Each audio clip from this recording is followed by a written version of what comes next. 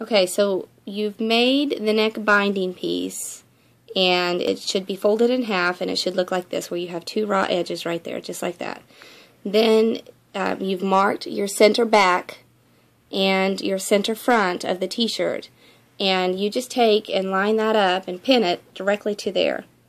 And now all three raw edges are here. So you've got your neck binding, and then the t-shirt, and this is the back of it, and this is the right side, and that's the wrong side. So you're going to pin it all the way around. You're going to pin here, and then you're going to pin in the center front, and then as you stretch it, that should match up. So you're going to pin maybe at the shoulder seam on that side, and then you should have to stretch it in order to make it match up, and you're going to pin there. And that's where you're going to start sewing, is right there. And then you're just going to sew this directly, the neck binding directly to the top. Okay, so starting in the back, you start sewing just a little bit somewhere back here. Make sure you don't run over your pins. And then you just stretch the very top neck binding just enough to match up with this. Don't stretch this part, just stretch the neck binding.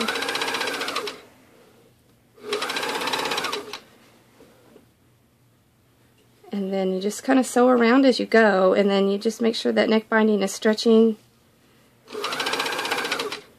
to match up. So I usually just grab a hold of the next little step.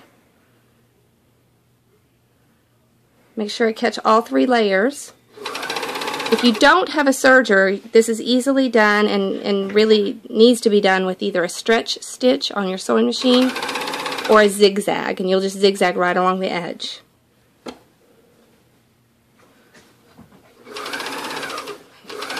Again, this piece is going to stretch.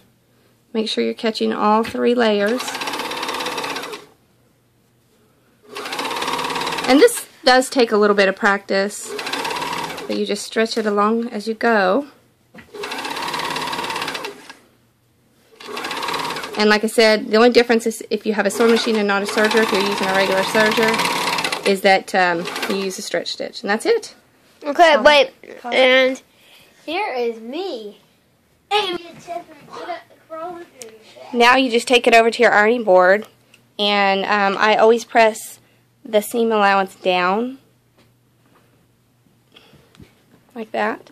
So you will have this raw edge showing, but it's, it'll either be zigzagged or a serger stitch there. And you can go back and top stitch right here to top stitch that down if you have a cover stitch machine or if you have a double needle.